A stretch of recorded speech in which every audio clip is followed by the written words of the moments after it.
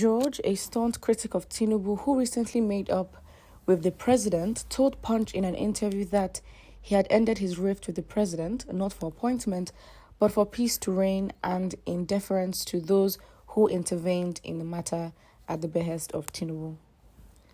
A former deputy national chairman of the PDP, Chief Bode George, has said that he is not looking for appointment under President Bola Tinubu, but he can recommend people to work for him. Goerge, a staunch critic of Tinubu who recently made up with the president, told Punch in an interview that he ended his rift with the president not for an appointment, but for peace to reign. He stressed that after some senior indigents of Lagos State and a delegation from the APC visited him to end the long-standing dispute and solicited his support for the Tinubu government, noting that he could never have desired anything more at his age. He stated, "On this, people are only talking rubbish and they need to shut up. The man, Tinubu, is just starting and we said my party was still in court. They said we should let bygones be bygones. In the Bible, it is very clear that vengeance is only with God Almighty and you don't continue fighting with everybody or when everybody has persuaded you that it's enough. All those saying I want an appointment don't know what they are saying. What exactly do they want to happen to the young ones coming up? I said I have forgiven him. We had an issue and people settled it for us and I've forgotten about it." Asked whether or not he should accept an appointment from the government if offered, he stated, "I will give him people that have the knowledge from the party, having been a manager of the party for years. If he says he wants me to help him get someone, there are millions of young people who still have all the energy to run around, not me. It is not for me because I am not looking for a job, but if he calls me, we will discuss it before the party leaders put heads together and nominate from our side somebody who is still young, agile, and has the knowledge and can add value to this country." He said he could not congratulate or visit Tinubu at the villa at his party. The PDP was still in court challenging the outcome of the presidential election. This, he said, would amount to betrayal of his party. I think it just gets to a point where, it's either all of us will just decide to be delusional and just be blind. And to be honest, very dumb. I mean, I don't understand where the hope or the change we're looking for comes from. PDP and APC, they might as well be one party. They jump from one party to another when, depending on, which side that, it seems more favorable for elections. So whoever it is, it could be Bode George, it could be so many people.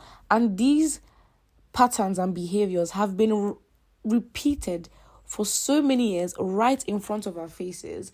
And these politicians have the audacity to tell us the same thing again. Oh, let bygones be bygones. We've been fighting and, now it is enough. There's no point pushing it. We have settled it. You're always going to settle. It's none of the business of, the people, how they settled or what conclusion they've come to. It's like the Nigerian political game is a play. It's like everybody is just with their masks, they're acting, they sell the illusion that there's some type of competition as if all of them are not allies. I mean, it's a game, it's a structure.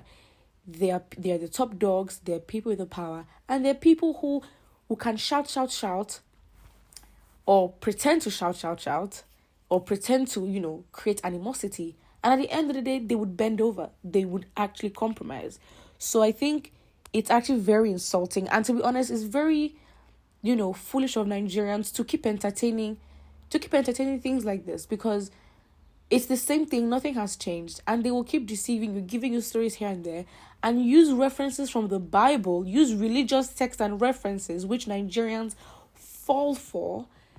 They fall for it like it's actually very shameful. We just fall for it. And, their tactic, you see it all the time. If they can't convince you logically and, they know they're in the wrong, and to be honest, what they're saying, they're yarning dust, they would use religious quotations and principles to then, talk about forgiveness. Forgiveness where? Forgiveness how? At the end of the day, as much as you can be hopeful, the game is the game. There are people with the power.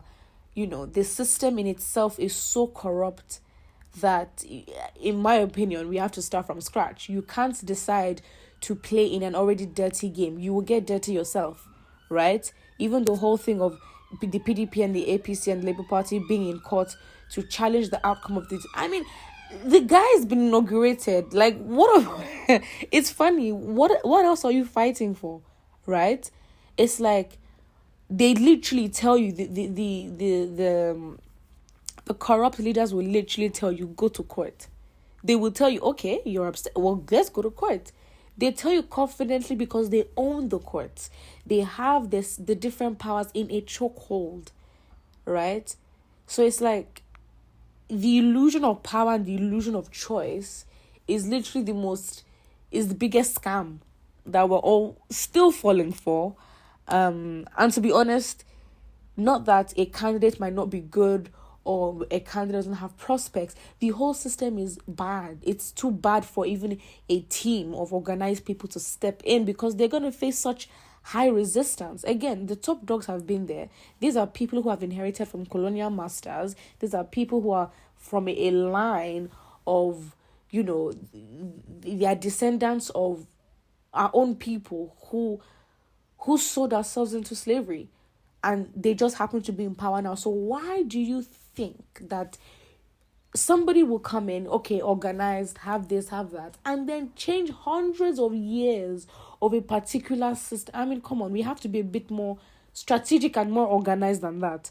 And if we are looking to politics to change in Nigeria, I mean, our problem is, to be honest, way more than politics. But politics as a system and, just infrastructure and the constitutional system, it needs to be changed anyways.